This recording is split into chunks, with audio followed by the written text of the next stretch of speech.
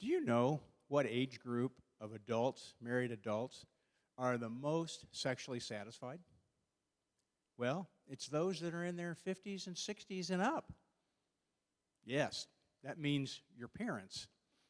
And they're at home right now alone. Well, hi, we are Jim and Patty Robinson, and we are here today to talk to you about sexual intimacy in marriage. Now, actually, we could make this kind of a multi-week discussion, but we really don't have the time to do that. So we just want you to consider this to be a quickie. And one thing that this will not be a technical discussion on all the things and the positions that you need to know in order to have a satisfying sexual life. Because as we know, for Christians, really the best position is the missionary position. Okay, I'm done with the corny jokes. But you know, really sex is not just about intercourse, but it's really about this flow of eroticism between a husband and wife.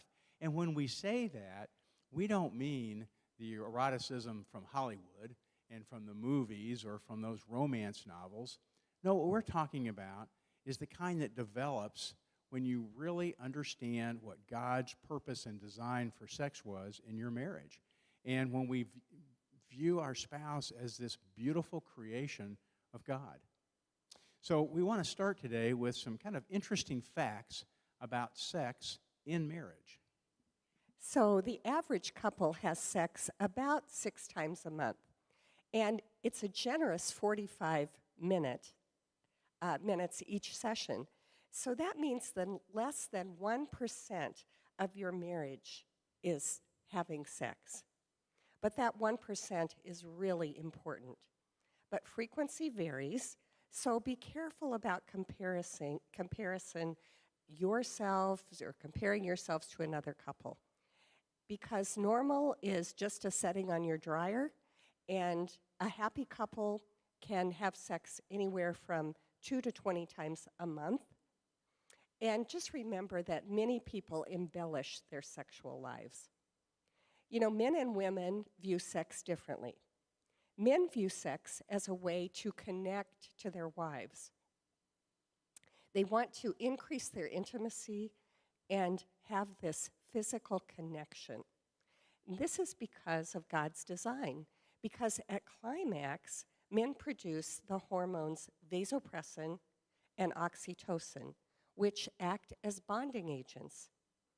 Women view sex more from a relational perspective.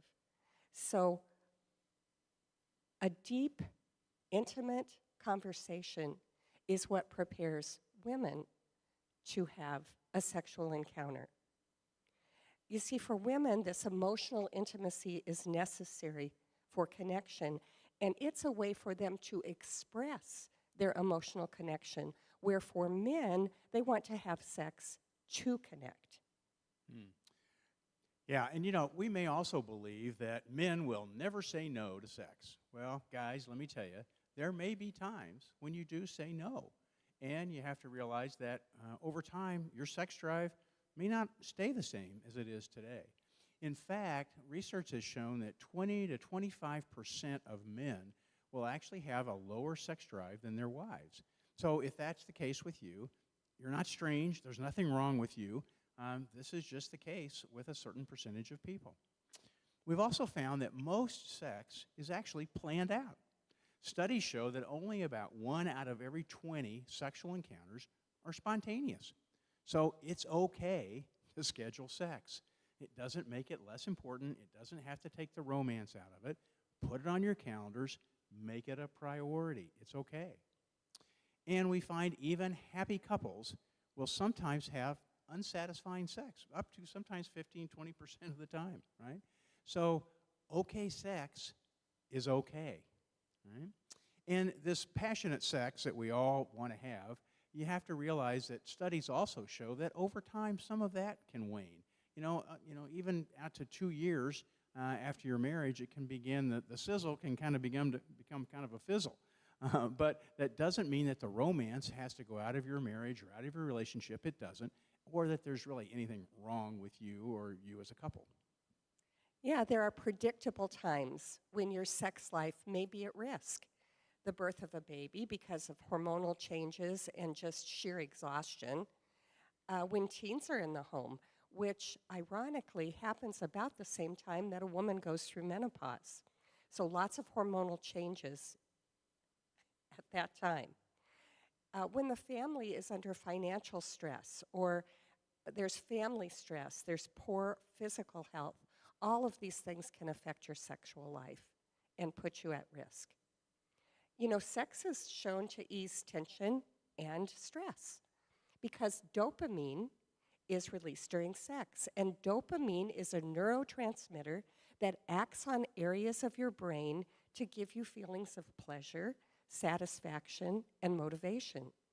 Dopamine has a role to play in controlling your memory, your mood, your sleep, your learning, your concentration, and even your movement. The bonding agents that we spoke of earlier in men, vasopressin and oxytocin, when these are released at time of climax, vasopressin is known as the monogamy hormone.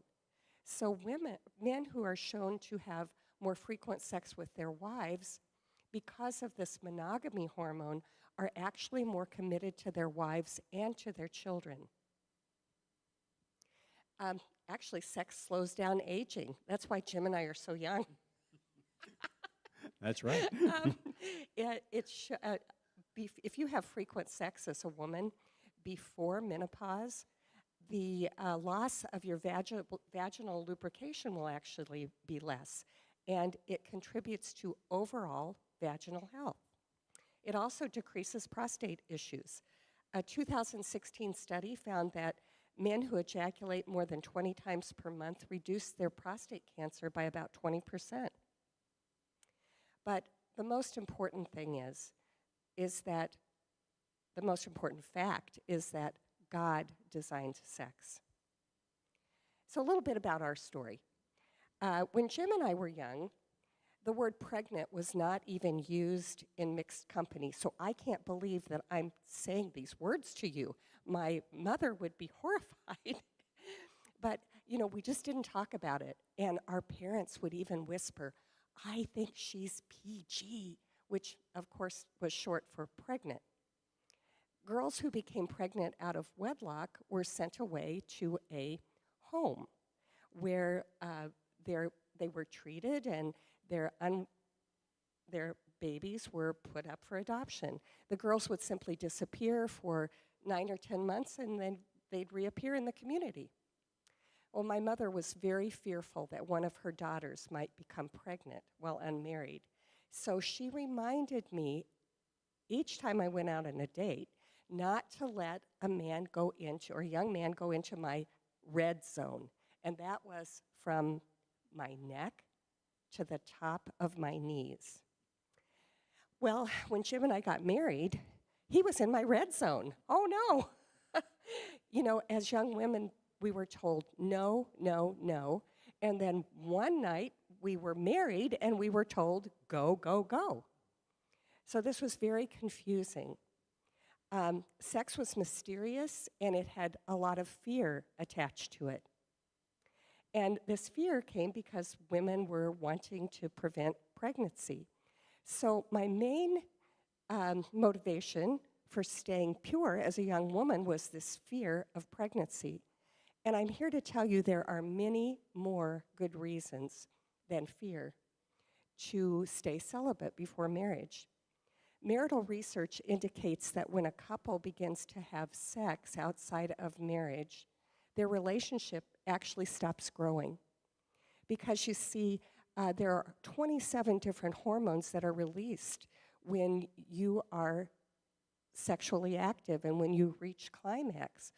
So this dopamine, all of these 27 hormones that are coursing through your body prevent you from seeing red flags in the relationship. And sex then becomes a Band-Aid to fix the problems that you really should be paying attention to before marriage.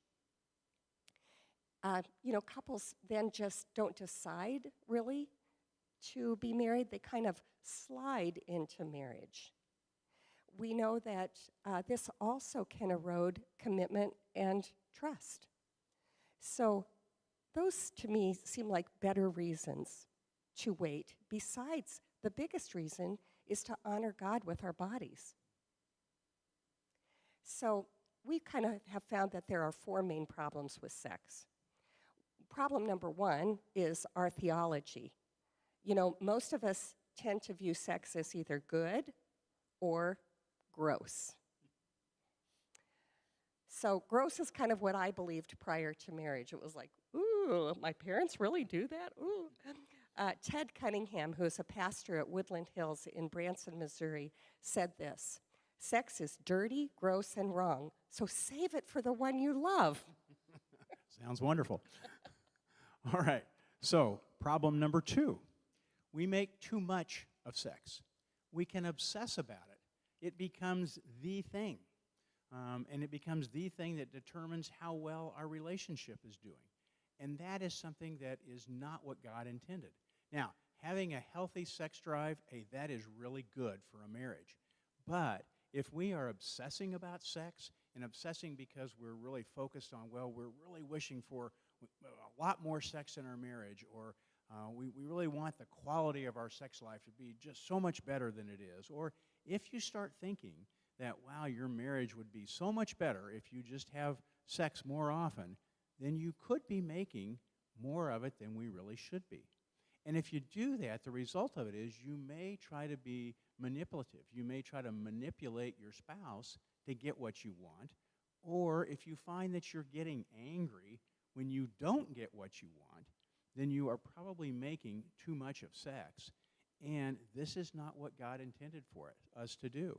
He did not intend for it to be the most important thing in our relationship. So we have to be careful not to make too much of sex. Now, that leads us to problem number three, because we can sometimes go the other way, and we can not make enough of sex. We can kind of downplay it.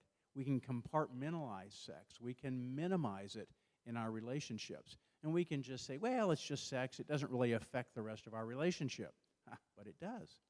And, you know, if we have a thought process that, oh, it's wrong, or it's gross, right, or it's just a hassle, or maybe we kind of minimize it because of some past hurts or guilt or shame in our life, then these are all things that can cause us to minimize sex in our marriage.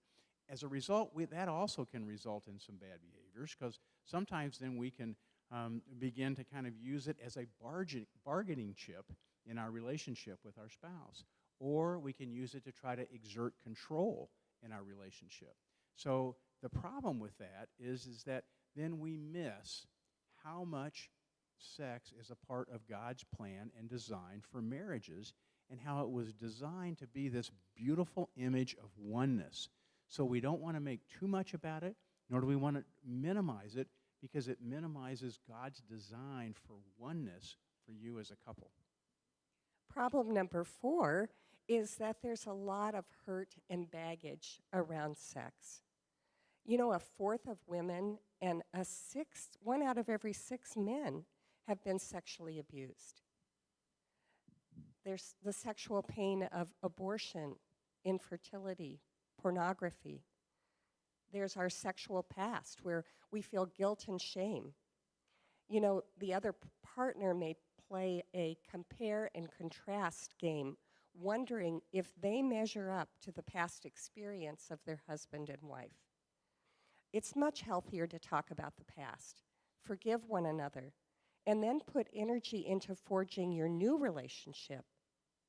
You know, put your energy into breaking down how to build intimacy in this relationship. This is the relationship that you've chosen to make last. Work through your past. Make sure you talk through your sexual history with your significant other. So how do you share your sexual history? What are the components of sharing? Well, share what you have done, what you have seen, and what has been done to you. How do you view what happened to you? How do you view your significant other's past? Don't lie or hide, but also don't be too broad or specific. It's better to say, here is the event, this is what I saw or experienced, who I was with, but don't give details because those details will get stuck in your significant other's mind. And sharing this information is actually an opportunity to build trust. So be forgiving and understanding of one another without judgment. And get help if you're having trouble forgiving one another or having trouble forgiving yourself. And then believe in God's grace. You are not damaged goods. We want to encourage you to think like Paul did. You know, Paul persecuted Christians before his conversion to Christianity, and he certainly lived with a lot of regrets. But he kept his regrets in perspective with his future. Philippians 3:13 and 14, he writes, "Brothers and sisters, I do not consider myself to yet have taken hold of it, but one thing I do, forgetting what is behind and straining toward what is ahead. I press on toward the goal to win the prize for which God has called me heavenward in Christ Jesus." So if you have made bad decisions in the past, balance those decisions with God's grace and his future for you. God designed sex for marriage, and it's twofold. He designed it for procreation. Genesis 2:24 says, "Therefore a man shall leave his father and his mother and hold fast to his wife, and they shall become one flesh." And Genesis 1:28 says, "God blessed them, and he said to them, be fruitful and multiply and fill the earth and subdue it and have dominion over the fish of the sea and over the birds of the heavens and over every living thing that moves on earth." Well, and God designed sex to be pleasurable. It's part of his great design. Do you know that God gave women a clitoris and it has zero function except to bring pleasure to the woman? We see in Song of Solomon over and over how God designed sex to be pleasurable.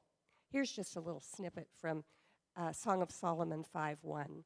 "I have come into my garden, my sister, my bride. I have gathered my myrrh with my spice. I have eaten my honeycomb and my honey. I have drunk my wine and my milk." And then his friends say, "Eat, friends, and drink. Drink your fill of love." That's good. Yeah, God also designed sex to be good without any shame or guilt attached to it within marriage. You know, God told us that our body is good because he designed it. In Genesis 1:27 and 31, God says, the scripture says, "So God created man in his own image. In the image of God, he created him. Male and female, he created them. And God saw everything that he had made, and behold, it was very good." So, see, God wants us to see our body and the body of our spouse as a beautiful creation and as a gift from God to us and to you. And so we need to delight in the Lord and delight in his creativity. Psalm 139 is a beautiful psalm, and verses 13 and 14 say, "For you formed my inward parts. You knitted me together in my mother's womb. I praise you, for I am fearfully and wonderfully made." See, we need to view our body and the body of our spouses as good and as a gift from God because he designed us fearfully and wonderfully. So what, according to the Bible, is not permissible in marital sex? Well, sex cannot involve others. 1 Corinthians 7:2-9 says, "But because of the temptation to sexual immorality, each man should have his own wife and each woman her own husband. But if they cannot exercise self-control, they should marry, for it is better to marry than to burn with passion." And then the call to stay faithful to one another. Proverbs 5:15. "Drink water from your own cistern, running water from your own well." You know, God knew what he was saying when he encouraged men and women to drink from their own well and remain faithful. Because staying faithful to your spouse provides protection for you. You know, there are currently more than 20 types of sexually transmitted diseases, and there are 20 million new sexually transmitted disease infections each year. The cost of STDs to the U.S. healthcare system is about $16 billion a year. Most STDs affect both men and women, but in many cases, the health problems they cause can be more severe for women, and it can even cause health problems for an unborn baby. Antibiotics can treat STDs caused by bacteria, yeast, or parasites, but there is no cure for STDs caused by a virus. Medications can help with the symptoms and keep the disease under control. But God calls us to remain faithful, so we have this type of protection. So something else we want to talk to you about is porn.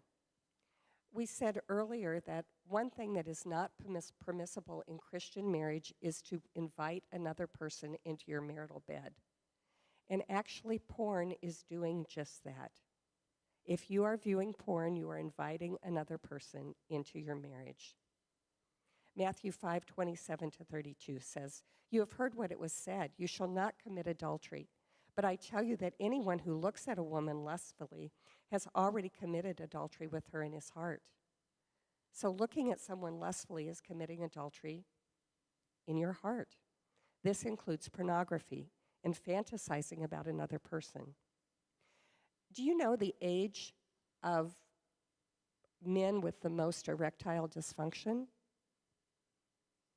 It's men in their 20s and 30s because they're experiencing what is known as PIDE, which is porn-induced erectile dysfunction.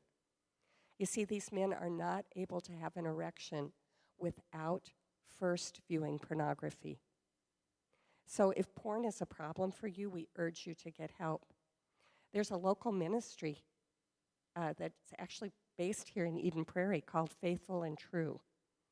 They have a program for both men and women, and we would really encourage you to look into that program.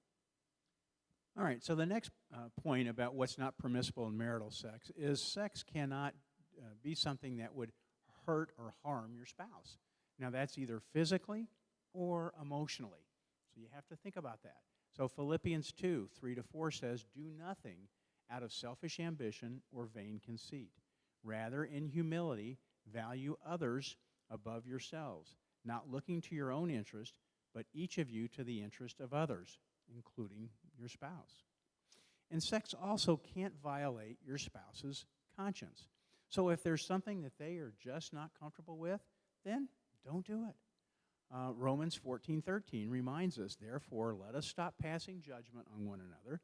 Instead, make up your mind not to put any stumbling block or obstacle in the way of a brother or a sister, or, in your case, a spouse." Anything else is permissible. So you might want to read the Song of Solomon on your honeymoon. You'll learn about extravagant lovemaking. Really, the Song of Solomon is the best book, I think, on sexual technique. But maybe hold off reading it until your honeymoon. So how do we grow in intimacy, sexual intimacy? Well, intimacy means into me, you see. So that means we need to create emotional safety. So communicate your desire. You know, mind reading is not a spiritual gift. We need to be able to express our desires. So do you believe it's unexciting or unromantic to tell your spouse what you like? You might think, well, he should just know because he knows me. Well, that's an unreasonable expectation. And also because as you grow, and your relationship develops, what you desire may change. So communicate, communicate, communicate. So one way that we like to teach couples to communicate is to use the analogy of a car. So if something feels good, that's an accelerator moment. So, you know, when you want to go faster or you want to get somewhere, you press on the accelerator, right? So if something feels good to you, you can say that's an accelerator moment. And we like to say, Vroom, vroom. Uh, if something does not feel good to you or you don't care for what's happening, say that's a break moment. But develop some kind of a language that you can use with one another to talk about your sexual life. Um, Going back to the analogy of a car, even the steps of sex can be related to a car. So the first gear of connection is, um, you know, hugging, maybe touching a shoulder or holding hands. The second gear of connection is a maybe a sensual touch, um, maybe a body massage, cuddling, caressing, hugging, and kissing. Gear 3 is a playful touch. That includes a mix of non-genital and genital touch. Maybe you shower together or you dance together, whatever your method of connection is. Then the fourth gear of connection is more physical arousal using manual or oral stimulation of the genitals. And then finally, fifth gear is intercourse. So it's important to wait for the transmission to shift into a higher level and assure that both of your bodies are ready for intercourse. But take the pressure off that you don't always have to reach fifth gear. Instead, focus on one another's enjoyment and connection. Statistics indicate that men don't reach orgasm 14% of the time, and women about 38% of the time. So okay sex is okay. The need for connection and touch is the main thing. A good book that may help you as you are newly married is the book Sheet Music by Kevin Lehman, and we would recommend that you get the copy. You read the first half of the book now, but don't read the second half of the book until maybe 2 weeks before your wedding. So how do you start off this sexual relationship right? You know, after the wedding, your bodies belong to one another. So the wedding night and the honeymoon, talk about it. What do you desire? Are you thinking that you'll take a shower together? Are you going to undress in front of one another? Maybe as a woman, you're thinking that you'll go into the bathroom and come out of the bathroom in a lovely negligee. Talk about what your expectations for that night is.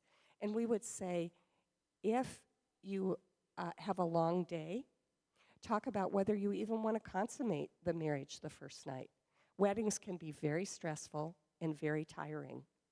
And the last thing that you want to do is to fall asleep without the permission of the other person. So talk about even the details, those detailed expectations of your honeymoon night. But during your honeymoon, take the long-term view and seek to serve your spouse. Yeah, that's right. You know, really your goal should be to serve each other. Because keep in mind, on your wedding night, this is the first of many, many nights that you're going to have together. So keep in mind your goal is, as Pat said, is to serve each other. And we would encourage you as couples to go slow. You know, be cautious. Don't act like a bull in a china shop, right? Or don't feel like you have to act out every one of your fantasies on the very first night. Take the long-term view. You're going to have many, many nights and many, many days together. And as Pat said, talk about your expectations, because you may find that you're not on the same page necessarily. Don't assume that you are. And as Pat said, be cautious. We caution you. Don't have these conversations, you know, like 6 months ahead of your wedding. Do it a few weeks ahead of time. But then, as Pat said, talk about it. Talk about the specifics, because we all have kind of this expectation. We all have a dream of what our wedding night is going to look like and what's going to happen and how it's going to go. And we have this dream and this expectation of how this honeymoon is going to go. So you really do need to talk about it so that you can get those expectations out on the table and figure out which ones make sense for you and maybe which ones might not make sense for you. So you need to really talk about that and have more realistic expectations. Ladies, I would say, that first night, your wedding night, you may not have an orgasm. There may not be simultaneous orgasms. That's okay. You've got plenty of time for all of this to come about and for you guys to do this together. So don't put unreasonable expectations out there on each other or on yourself. And the last thing I would say on your honeymoon is don't overschedule yourself. Leave a little bit of time for some relaxation, whether that's at the pool or at the beach if you're there, or maybe it's just we're going to spend the day in the hotel room and not leave, and you're going to get room service, all day long. But try not to overschedule things and just leave time where the two of you can be together and just relax and connect. So as we kind of begin to kind of wrap up our talk, we want to remind you that the very best sex happens in the very best marriages. So what do those couples do that have some of the best marriages and some of the best sex? So here's a few suggestions for you. They say, "I love you" every day, and they mean it. Well, and they kiss one another passionately for no reason. In fact, when you're married, try a 6-second kiss. It really works. They give each other romantic gifts. They surprise each other with romantic gifts. We've said this before, but they communicate. And they really know what is a turn on or a turn off for their spouse. So communicate. Don't expect the other person to read your mind. They're affectionate, even in public. Now, that may mean different types of affection. This may be affection to you.